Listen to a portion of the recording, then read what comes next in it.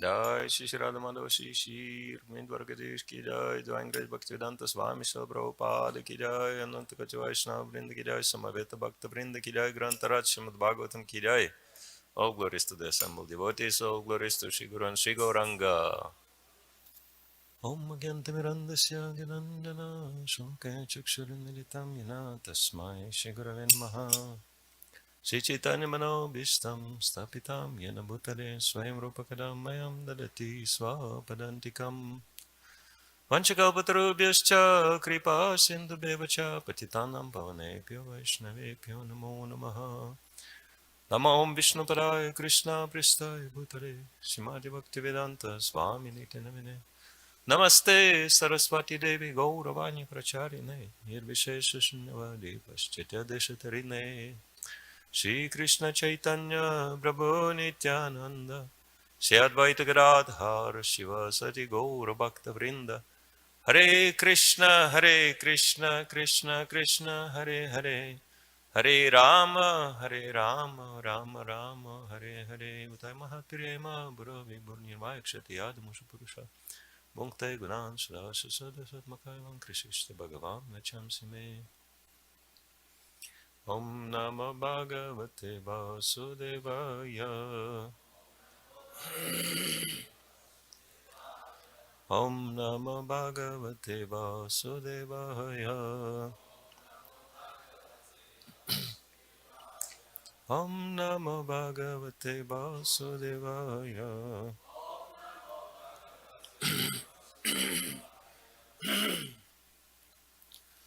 So, with the blessings of all the Vaishnavas present, we'll continue reading from the 10th canto of Srimad Bhagavatam, chapter 9, Mother Yashoda binds Lord Krishna, text 18, which is actually the pinnacle of the entire pastime, the text where it is described that Mother Yashoda finally bound Lord Krishna, succeeded in her efforts.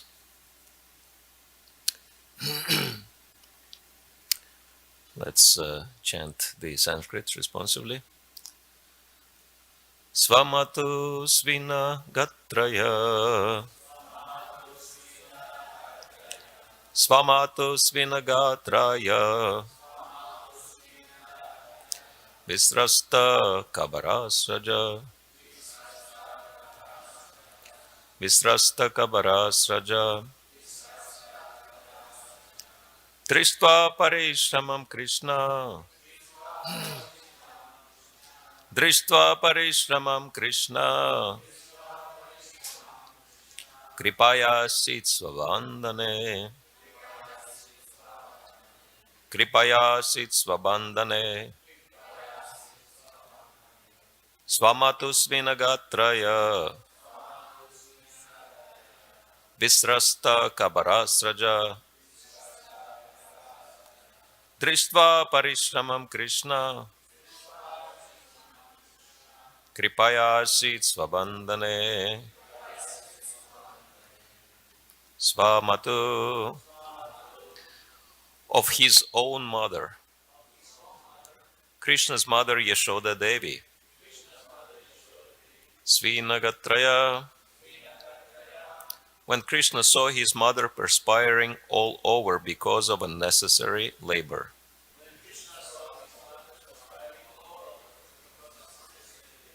Visrasta were falling down. Kabara from her hair. Srajaha of whom the flowers. Drishtva by seeing the condition of his mother. Parishramam, he could understand that she was now overworked and feeling fatigued. Krishna, the Supreme Personality of Godhead. Kripaya, by his causeless mercy. Upon his devotee and mother. Asit agreed. Swabandhane, in binding him. Translation and purport by His Divine Grace, A.C. Bhaktivedanta Swami Srila Prabhupada Ki Jai. Because of Mother Yashoda's hard labor, her whole body became covered with perspiration, and the flowers and comb were falling from her hair. When child Krishna saw his mother thus fatigued, he became merciful to her and agreed to be bound. Purport. When Mother Yashoda and the other ladies finally saw that Krishna, although decorated with many bangles and other jeweled ornaments, could not be bound with all the ropes available in the house, they decided that Krishna was so fortunate that he could not be bound by any material condition. Thus, they gave up the idea of binding him. But in competition between Krishna and his devotee, Krishna sometimes agrees to be defeated. Thus, Krishna's internal energy, Yoga Maya, was brought to work, and Krishna agreed to be bound by Mother Yashoda. Swamatu Svinnagatraya Visrastakabarasaja Drishva Parishramam Krishna Kripayasit Swabandhane. Because of Mother Yashoda's hard labor, her whole body became covered with perspiration, and the flowers and comb were falling from her hair. When child Krishna saw his mother thus fatigued, he became merciful to her and agreed to be bound. This is very amazing episode of this very amazing pastime. And after this verse, Shukadeva Goswami will just go into glorification of the Lord. The following verses will explain, Shukadeva Goswami will be giving his own purpose to this particular part of the pastime, resulting in text 21, which is very famous. Nayam Sukapa Bhagavan Dihinam Gopika Sutta Gyaninam Chatma Bhutana Yatha Bhakti Matamiha. The Supreme Personality of Godhead, Krishna, the son of Mother Yashoda, is accessible to devotees engaged in spontaneous, loving service, but he is not as easily accessible to mental speculators, to those striving for self-realization by severe austerities and penances, or to those who consider the body the same as the self. So, there is a lot to be said about this particular aspect of the devotional service, meaning that Krishna becomes subordinate to his pure devotees' unalloyed love for him. Nevertheless, what I was thinking to do is to read a little bit from the explanations of this pastime, or elaborations of this pastime, given by great acharyas. I was thinking it will be much better than my mumbling. And because these details, I mean, there are some pros and cons. Some devotees are not into reading from the other books rather than Srila Prabhupada's books. But my understanding is that it's completely fine as long as we're doing it in the mood of Srila Prabhupada's purports, without deviating from his perception. And also those details are so amazing, and sometimes devotees just don't get to learn about these intricacies. And Swavas Prabhu said it's fine. So on the basis of his authority, I want to do that. And also I know from Lalita Madhava by Srila Rupa Goswami that Dwarakadish really enjoys hearing all the details about his pastimes in Vrindavan. So for his pleasure, we also want to mention those interesting details. So we'll be backtracking a little bit in the past time, and we'll go a little bit back to the point where Mother Yashoda is chasing after Krishna, and finally she's catching him and binding him, and there is a kind of conversation which, according to Srila Jiva Goswami, takes place between Mother Yashoda and Krishna while she is trying to bind him. So we'll come to that. And so the first we'll be reading a little bit from Kavi Karnapur's Ananda Vrindavan Champu. As soon as Krishna, who enchants the demigods with his beautiful body, the color of a monsoon cloud, saw Mother Yashoda coming out of the house, he jumped up in fear and ran away as fast as possible. Expertly understanding the human-like nature of her son, Yashoda chased after him, calling, "Stop running, stop, O you, foremost cheater in the world." Actually, prior to that, it's explained that Krishna was looking around as if with 1,000 eyes to see if Mother Yashoda is coming. And Kavi Karnapur explains that the fifth has 1,000 eyes and the owner of the house has only 2 eyes. So fifth has an advantage. And what kind of fifth has 1,000 eyes? That's Krishna. Because how is that Krishna has 1,000 eyes? Because in Purusha Sukta, he is glorified like that. Sahasra Shirsha Purushaha, Sahasraksha, Sahasrapat. Sahasra Aksha means 1,000 eyes. So Krishna has 1,000 eyes in his form as Purusha. And so he can see everything. Nevertheless, for the sake of the pastime, he's looking around. And then when he saw Mother Yashoda, he took to running. Krishna kept looking fearfully back over his shoulder while running away from Yashoda. Though Yashoda felt fatigued and mentally distressed, her body, arms, and legs looked very beautiful as she pursued her mischievous son. Full of pride and anger, Yashoda continued shouting to Krishna, "Stop, you thief and liar! How can you carry on like this? Where are you going? Just stop running and stand where you are." Krishna said, "I will stop if you drop your stick." After saying this, Krishna stopped running away, but kept a safe distance from his mother Yashoda. From his mother, Yashoda said, "If you are so afraid of being punished, then why did you break my yogurt pot today?" Krishna said, "I will never do it again. Now just drop the stick from your hand."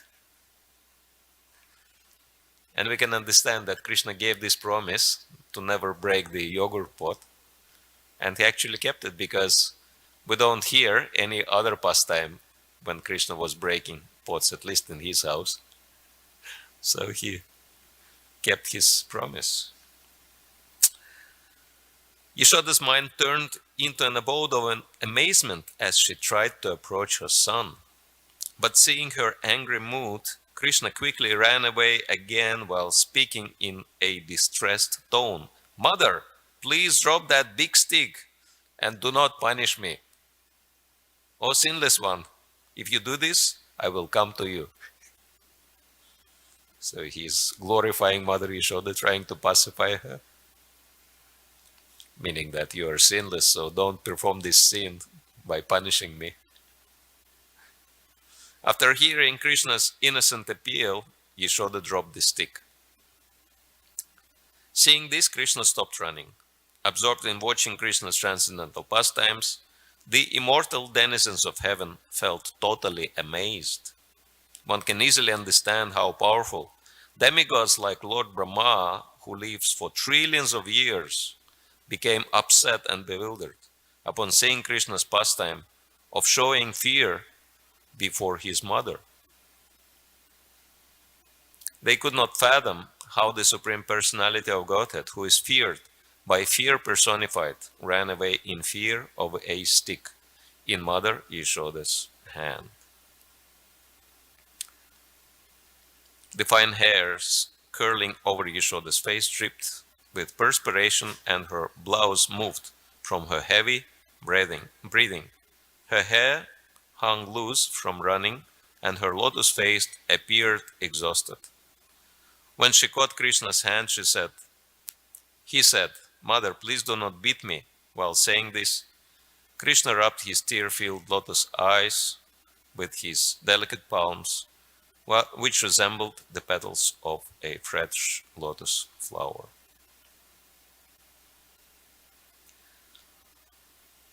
And Gopal Champu by Srila Jiva Goswami gives many interesting details.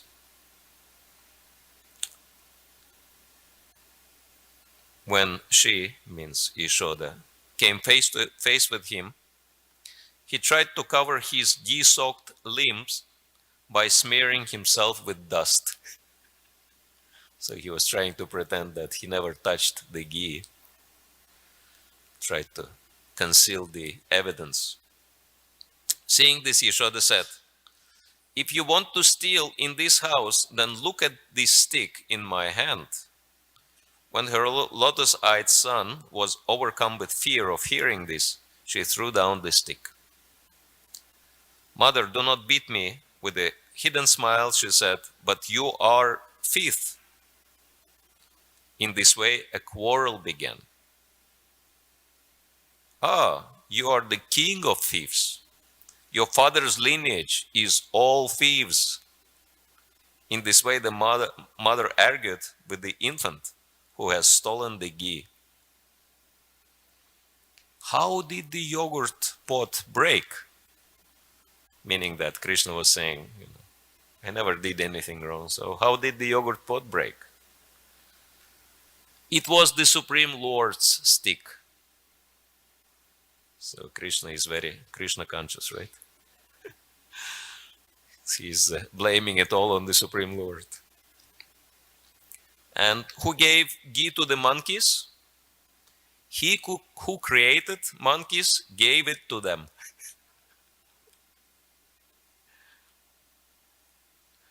And of course, he's speaking the truth. That it was the Supreme Lord who broke the pot. It was the Supreme Lord who fed the ghee to the monkeys. But because Mother Yashoda, she does not identify Krishna with the Supreme Lord in this particular pastime. He's just her son. She's thinking Krishna is being, cheeky and trying to, get away by preaching to her the philosophy. Of course, we understand it's all true. Whatever is happening by the will of the Supreme Lord. And then Mother Yashoda says, I think you always taste and eat the fresh ghee meant for sacrifices. Yes, of course. And it very much resembles the pastime of Lord Chaitanya when the Brahmana came to the house and he tried to cook very nice preparation and offer it to the Supreme Lord. And while offering was going on, little Nimai came in and started eating it. And the Brahmana was shocked. This boy contaminated my whole offering. So he had to cook it again. Nimai did it again. And then Brahmana was thinking, okay, it means the Supreme Lord wants me to fast. I cannot cook and offer this food. And then Nimai's father, Jagannath Mishra, said, okay, we'll lock Nimai into the room, and so you please cook and offer and take your prasadam. And the Brahmana did that, and everyone was already asleep. And then when he was ringing the bell and chanting the prayers, and he opened the eyes and he saw Nimai again eating the offering. And he was so shocked. And he wanted to, raise an alarm again. But then Nimai said, "What's wrong? You praying to me, you calling me, I'm coming to take your offering, and then you're upset. What's happening?" And then, of course, he manifested his original form as Krishna in front of this Brahmana. And the Brahmana became so ecstatic that he was actually like smearing this prasadam all over his body. And then, he actually stayed in that place, just stayed nearby, just to always have a darshan of Nimai Pandit, understanding that he is his worshipable Lord Gopal. But somehow Krishna never revealed that truth to Mother Yashoda, that he is the same. I mean, he tried, didn't work out so well. So they were always in that particular mood, just as mother and son. And so Mother Yashoda is blaming Krishna. Why are you eating this ghee which is meant for the Supreme Lord? After Yashoda scolded the infant as a thief, her heart softened. Smiling but with anger, she said, "You should tell your secret and give up your pride." When his mother said this, her son began weeping. "When you ran quickly, the pot broke because of being struck by your anklets. What is my fault in this?" So now it's Mother Yashoda's fault. She broke the pot. Inspired by the Lord, the monkeys entered the house to steal. When they pulled at the ghee, I caught it. What is my fault?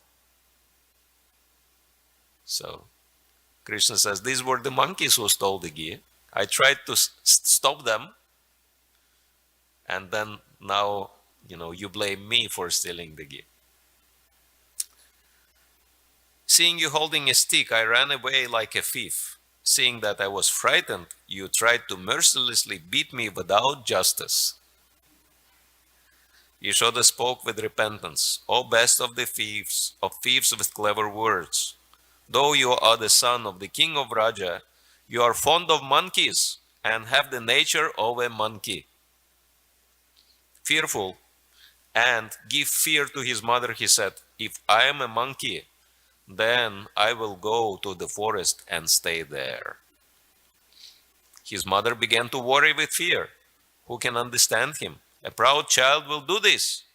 I must tie him up to prevent this, since I am alone and cannot continue to pay attention to both the house and this child. So now we can understand why Mother Yashoda bound him. For Krishna's safety, because she was thinking, he will run into the forest and anything can happen to him. So just for Krishna's protection, let me tie him up. But she spoke aloud, O thief who bewilders even everyone with your restless eyes, do not think of avoiding me. After binding you up, I will go to the house quickly. If you show your strength, then steal something else. When she began tying him up, he became so angry that he breathed with a hissing sound. He said, Rohini, where have you gone with Balaram? Because you are not here, she is binding me up. Please come quickly. Because Rohini was far away, she could not hear. But other women who were neighbors, who had previously scolded him, heard his cries and came. They laughed and said, has he done anything at your house? So that she would remember her own previous words. So you can understand that for all the neighbor ladies, it was the greatest victory day. in Vrindavan, because finally Mother Yashoda discovered that Krishna is actually stealing, because when they came to complain, she would always say, no, no, my boy is so nice. He never does anything wrong. Look at him, such an innocent face. And finally now he was caught by Mother Yashoda herself. And so they're teasing her. So he did something wrong in your house. Ignoring their words, she took an old string. Of course, she was ignoring their words. It was too painful for her to admit that she was wrong so many times. Ignoring their words, she took an old string from her hair and began binding him around the waist to the mortar near the outer door, just as Rudra's followers bound Abdaksha to teach him a lesson. But the string was 2 fingers too short. She took another silk string from her hair and tied the two together, but still the string was 2 fingers short. Even when the other woman gave the churning rope, she could not tie him up. So first she just tried to do it with the string from her hair, then it was too short. They decided to use churning rope for binding Krishna. Just as a cloud touching a far mountain appears not to touch it, so the rope around his waist appeared to be 2 fingers too short. The other woman laughed and said, "Oh Yashoda, we told you previously that he makes the original thief, Kapalaka, tremble by his great power of bewilderment. He shows himself to be a thief, taking joy in eating stolen goods." She said, "He was born at the wrong time. Thus, he does not know good from bad." Of course, we know Krishna was born in midnight, so very awkward time to be born. But I think you have been put under a spell, since internally you are prejudiced against him, but externally you show yourselves differently. Laughing, they said, "Falling at your feet, we swear that we are not under some amazing spell." Actually, we can understand from where we are that all of them are under the spell of Yogamaya, but they think they are not. She then began to think, according to Garga's words, the Lord's powers are covering this boy and he does not know what's happening. So that's their understanding, that the Supreme Lord somehow, through the powers of the Supreme Lord are going through this boy, and so he's doing something astonishing, but he himself doesn't realize that. She repeatedly brought churning ropes, because Garga Muni, he said, Narayana Sama, this boy is equal to the Supreme Lord Narayan. She repeatedly brought churning ropes from the woman's house to see the limits of astonishment and tried to bind him up, but found no way to do so. Attempting to bind her son, she found no end to this endless task. Perspiration flowed over her limbs and her hair became loose. As much as Krishna made efforts to show his stubbornness, Yashoda's attempts became useless, as if under the influence of bad planets. It's understood that when his mind became moved by her fatigue, he became bound up by the first 2 ropes alone. All the other ropes became unnecessary. So he was actually bound by those strings from Yashoda's hair, not by the churning ropes. At least according to Jiva Goswami, this is what he says. And of course we understand why Krishna didn't want to be bound, because he wanted to play. He didn't have this plan to be bound and stay like that. But Mother Yashoda was determined. The performer of actions, Yogamaya, acting according to his desire, created this incident for his mother, which appeared like some illusion. Yogamaya performed such acts daily. Having tied up Krishna, she lengthened the rope with other ropes and tied him to the mortar. And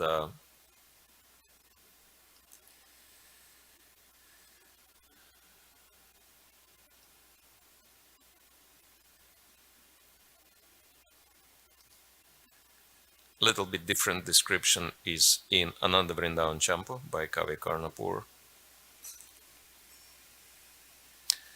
Yashoda thought, if I do not bind him immediately, he may run away into the deep forest. Yashoda then brought a grinding mortar and considered how to bind the one of boundless glories. Observing this, Krishna beamed an attractive smile. Yashoda ordered some maidservants. O Kurangavati and Lavangavati, fetch some smooth, soft rope made of jute. The attempt of Brajershwari Yashoda to bind Krishna, the ever well-wisher of the whole creation, immersed her in an ocean of joy. Soon, many opulently dressed elderly gopis, the embodiments of limitless motherly affection, came there along with several curious boys with clean, beautiful, curly hair. So few boys, Krishna's friends, were always also there, watching Mother Yashoda trying to bind Krishna. Mother Yashoda tied many ropes together, but they always measured 2 inches too short. Surprisingly, no matter how many ropes she collected, they remained 2 inches too short. She said, alas, this small distance seems to have become as vast as Brahma's universe. The Supreme Lord enacts this pastime by his personal energy to display his unlimited power. Observing the wonderful incident, of course, she understood that Supreme Lord is doing all this, but what she failed to realize that Krishna is the Supreme Lord. Observing this wonderful incident, the elderly gopis tried to relieve Yashoda's anxiety by saying, "Oh Yashoda, you are the most blessed one in creation. A minute ago you tied a small golden belt around Krishna's thin waist, but now you cannot bind him with all the ropes in your house. Despite the number of ropes you tie together, they always end up 2 inches too short. There is some strange cause behind this phenomena, so you better stop trying to bind your son." Wow, it's amazing. They preach that she should stop, but she never does. What a determination. In great astonishment, Yashoda addressed the gopis, "O Vraja, gopis, I have no more ropes, so please bring all the ropes stored in your houses." It was not out of fear that the gopis gave all the ropes to Yashoda, but they did so in order to see Krishna's glorious transcendental character and relish his blissful pastimes. Feigning anger, Yashoda took all the additional ropes and tried again to bind her naughty son. While enjoying this scene, the doe-eyed housewives of Vrindavan laughed quietly while secretly tasting a special joy in their hearts. All the blissful moods of spiritual love harmonized in Krishna's childhood pastimes. Though Krishna's hands were very delicate, his eyes soon pained from continually rubbing the tears falling from them. In a choked up voice, he spoke some richly sweet words that captivated the minds of all. Finally, Krishna cried in a gentle, honey sweet voice, emphasizing that Krishna, close friends like Subal, also wept along with their bosom friend. Yashoda's heart palpitated with her heavy breathing, her hair loosened, and the flowers fell to the ground. Perspiring, tired, overwhelmed, and her labor frustrated, Yashoda sat down to rest and figure out how to tie up Krishna. A short time later, she tried again to bind her matchless son. The elderly gopis, having lost all desire to return to their homes, stood motionless while staring at Krishna with unblinking eyes. Now, all the ropes in Vrindavan joined in fruitless attempt to bind the master of the universe. It is impossible to tie up bliss, wisdom, power, and consciousness. So how can anyone tie up Krishna, who is made of nothing but bliss, wisdom, power, and consciousness? How could Yashoda bind one who has no inside or outside? who is limitless, who has no beginning or end, who has infinite power, who is the totality of everything, who is completely full and beyond any contamination, and who is within and outside everything. Viewing this situation, the all-powerful Supreme Lord decided to bestow his mercy upon Yashoda. Also, Sanatan Goswami in his Dasamatapani commentary explains that while Mother Yashoda was trying to bind Krishna and she found that something's really going wrong here, I cannot do it. And then after so many attempts were frustrated, she started praying to the Supreme Lord. Of course, not to Krishna, but to Narayan. Oh Narayan, please help me to bind my son. And it says that Narayan actually heard her prayers at this moment. And so it happened. So it's very interesting that, of course, we know what the two fingers indicate, right?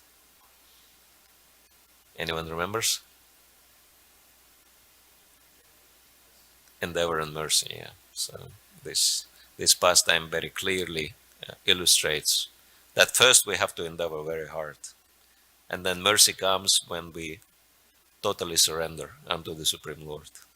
So it's very interesting that Yashoda is totally surrendered to the Supreme Lord and she controls Krishna. Even though Mother Yashoda eagerly desired to tie up Krishna, she met no success despite her total exhaustion. The endeavor of a devotee to bind the Lord can only be successful with the Lord's sanction. All of Yashoda's work now bore fruit because Krishna, out of compassion for her, suddenly allowed himself to be bound. Extending his mercy, he saved his beloved mother from further anger and frustration. So Yashoda, in this, what do you call it, match, competition between Krishna and Yashoda, Yashoda emerged victorious. And this is really amazing that devotee, pure devotee of the Supreme is more powerful than the Lord himself. And Yashoda actually did something which was literally impossible to do. And therefore, we know that right here, right? That Srila Prabhupada made this statement that impossible is the word in the Fool's Dictionary. And so he also encouraged BBT devotees to do the impossible, and they did it. Even though no one believed that it could be done, but Prabhupada gave his blessings, and then impossible became possible. And we can understand that Srila Prabhupada himself did the impossible. Actually, he made those statements. He said, spiritual movement in the material world, impossible proposal. Because there is no match. And he made it even more impossible because he came not anywhere else but to America. I mean, India is the most spiritual country on the planet, and geographically, you think of the most remote place away from India. It's here. And so he came to the most materialistic, most remote country on the planet where everyone wanted to enjoy, and he started his movement from here. And then he bound the whole world with Krishna consciousness. He made 14 round the world tours, spreading Krishna consciousness everywhere and anywhere. So we can understand that the whole example, the whole life story of Srila Prabhupada, especially his last 12 years, very clear example how impossible can become possible in Krishna's service. And so we can see how Srila Prabhupada is so powerful, because he is doing exactly the same thing what the residents of Vrindavan do. They understand how to please Krishna, how to serve Krishna, what Krishna really wants. And so Srila Prabhupada did it also, and that's why without Lord Krishna's mercy, there is no chance. I mean, to be honest, if I would hear about Srila Prabhupada, maybe if I would born a little later, I would actually have a hard time to believe that such a person ever existed, that it was a real historical personality, because what he did, it's so hard to believe after 70. That was unbelievable feat. After 70, alone with no support, with literally nothing. And so we can see that Mother Yashoda is showing that impossible is nothing. If you serve Krishna, Srila Prabhupada showed with his whole life that impossible is nothing. And therefore, for us, these pastimes are embodying very important principles we should follow, which is to sacrifice everything to please the Supreme Lord. Hare Krishna. So, thank you all very much for your kind attention. If there are any. Okay, Raghupati Prabhu, microphone we have. Thank you.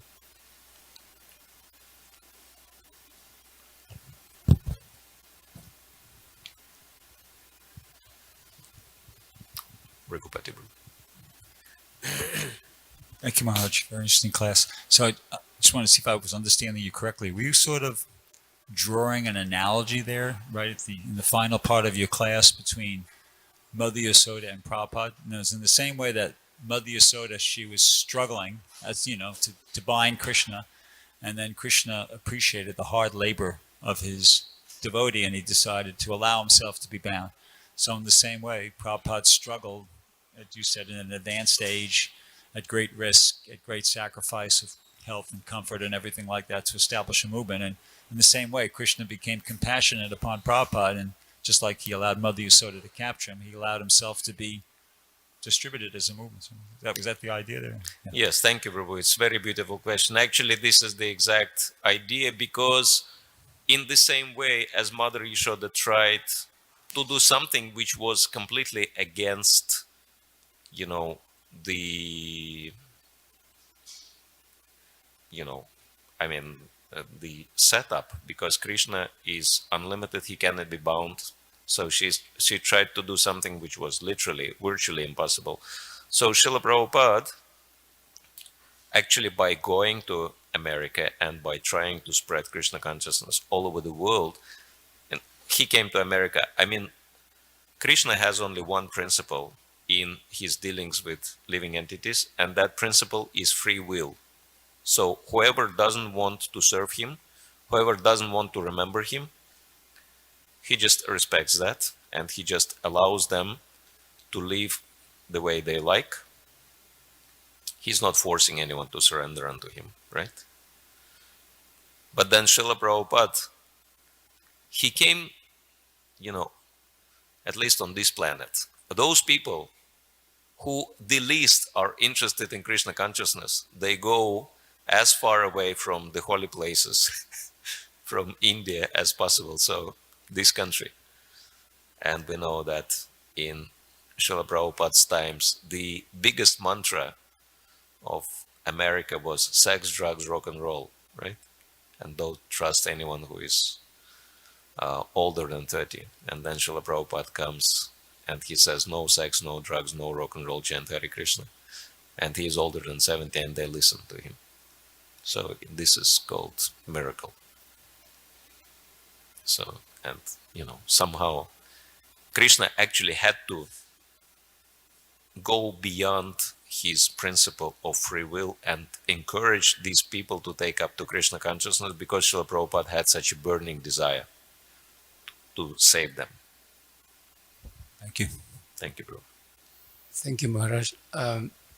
For a new person who happens to hear different varieties of a particular pastime and who might not be too familiar, the tendency sometimes is to think, well, which version is correct, or which more accurate, or why? Would you be so kind to explain how these different acharyas with different insights and revelations and visions place an harmony, and it's not contradictory. Yes, that there are different descriptions in different parts of the scriptures, and different acharyas sometimes describe different details of the pastimes which may appear to be contradicting each other, but actually it is not, for the simple reason because Krishna is unlimited and his pastimes are unlimited. They performed eternally many times, and so different acharyas might describe different episodes actually happening of the same pastime, or different versions of the same pastime, so there might be different details like that. So this is my understanding, which I heard from one of the very learned devotees. All right, is it okay? Is it answering your question? Okay, so if there are no more questions, I wanted to thank all of the devotees for your kind hospitality and your wonderful, inspiring association. So I'll be leaving tomorrow. Please give me your blessings to be Krishna conscious and serve Vaishnavas, and have opportunity to serve you again sometime and reciprocate with your kindness. So thank you all very much. Grantaraj Srimad Bhagavatam ki jai. Srila Prabhupada ki jai.